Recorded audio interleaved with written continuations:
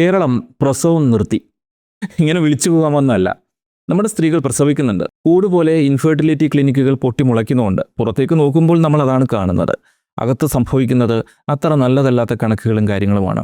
കേരളത്തിൽ മരിക്കുന്നത്രയും പേർ ജനിക്കുന്നില്ല. അതാണ് നമ്മുടെ സംസ്ഥാനത്തിൻ്റെ പ്രതിസന്ധി. ഒരു മലയാളി സ്ത്രീ 2.1 കുട്ടികളെ പ്രസവിച്ചാലേ കേരളം നിലനിൽക്കൂ. എന്നാൽ നമ്മൾ ആ കണക്കുകളിൽ നിന്നൊക്കെ എന്നേ പിന്നോക്കം പോയി. 1967 ഒരു മലയാളി യുവതിക്ക് ശരാശരി 4.1 കുട്ടികളുണ്ടായിരുന്നു. എന്നാൽ 2026 മലയാളി വനിത 1.6 കുട്ടികളെ മാത്രമാണ് പ്രസവിക്കുന്നത്.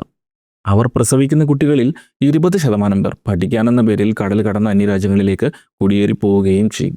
കുടിയേറി പോകുന്നവർ കേരളത്തിൽ വന്ന് കല്യാണം കഴിച്ച് മറ്റൊരാളെ കൂടി കൊണ്ടുപോകും.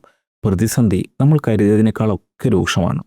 ജനസംഖ്യയെക്കുറിച്ച് പഠിക്കുന്നവർ ഒരു സമൂഹത്തിൽ മരിച്ചു പോകുന്നവർക്ക് ആനുപാതികമായി കുട്ടികൾ ജനിക്കുന്നുണ്ടോ എന്ന് നോക്കാൻ ലോകമൊട്ടാകെ ഉപയോഗിക്കുന്ന പദമാണ് റീപ്ലേസ്മെന്റ് ലെവൽ ഫെർട്ടിലിറ്റി. ആ കമ്മ്യൂണിറ്റി നിലനിൽക്കണോ നാമാവശേഷമാകണോ എന്ന് തീരുമാനിക്കുന്നത് അവനാണ് റീപ്ലേസ്മെന്റ് ലെവൽ ഫെർട്ടിലിറ്റി. ഒരു സ്ത്രീ തൻ്റെ ആയുസ്സിൽ ശരാശരി എത്ര പെൺകുട്ടികൾക്ക് ജന്മം നൽകുന്നു എന്നതിനെ അടിസ്ഥാനമാക്കിയാണ് റീപ്ലേസ്മെന്റ് ലെവൽ ഫെർട്ടിലിറ്റി കണക്കാക്കുന്നത്. എന്തുകൊണ്ടാണ് പെൺകുട്ടികൾ ജനിക്കുന്നതിൻ്റെ എണ്ണം മാത്രം എടുക്കുന്നത് എന്ന് വെച്ചാൽ, ലോകത്തിലെ ഏത് സമൂഹത്തിലും ജനസംഖ്യാ വർധനവ് ആകെയുള്ള സ്ത്രീകളുടെ എണ്ണത്തെ ആശ്രയിച്ചിരിക്കുന്നു. പൊളിറ്റിക്കലി അത്ര കറക്റ്റ് അല്ലാത്ത വിധത്തിൽ പറഞ്ഞാൽ വിത്ത് സുലഭമാണ്, വയലാണ് ആവശ്യത്തിന് വേണ്ടത്.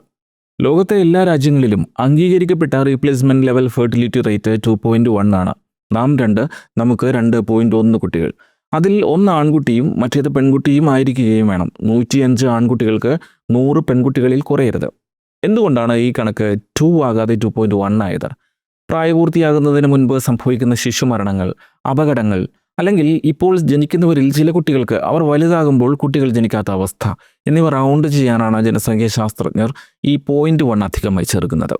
ഒരു രാജ്യത്തെ ടോട്ടൽ ഫെർട്ടിലിറ്റി റേറ്റ് 2.1 മുകളിലാണെങ്കിൽ ആ രാജ്യം പോപ്പുലേഷൻ എക്സ്പ്ലോഷൻ അഥവാ ജനസംഖ്യാ സ്ഫോടനത്തിലേക്ക് നീങ്ങും. മനുഷ്യരുടെ എണ്ണം കൂടും, വിഭവങ്ങൾ കുറയും. അത് അപകടകരമാണ്. ഇനി റീപ്ലേസ്മെന്റ് ലെവൽ കുറഞ്ഞാലോ അത് ദുരന്തമാണ്. അവിടെയാണ് നമ്മൾ കേരളത്തെ ചർച്ചയ്ക്കെടുക്കുന്നത്.